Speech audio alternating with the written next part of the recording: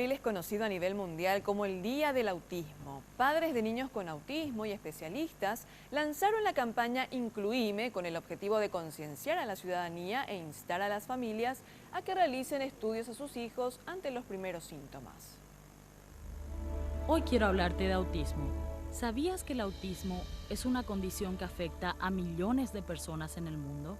A veces pensamos que quienes lo tienen no sienten, no se comunican o que solo viven en su mundo. Y aunque el autismo tiene sus desafíos, existe el deseo de participar, de ser respetados e incluidos, porque la inclusión es un derecho y hacerlo realidad depende de todos. Por eso hoy, Incluime y sigamos hablando de autismo. El autismo es un trastorno del neurodesarrollo que aparece en algunos casos desde del comienzo de la vida del niño, digamos ya de bebé se notan algunas cosas que no están dentro de los parámetros de lo esperado, y en otros casos, transcurrido unos 18 o 20 meses, empieza a haber algunos como retrocesos en lo que es el desarrollo del niño y los padres notan algunos primeras señales de alerta. El motivo por el cual es importante hablar de este trastorno es que muchas veces los padres no saben que sus hijos tienen este problema o cómo tratarlo. Esto llevó a la creación de la Fundación Esperanza para el Autismo, donde no solo se trata a los niños.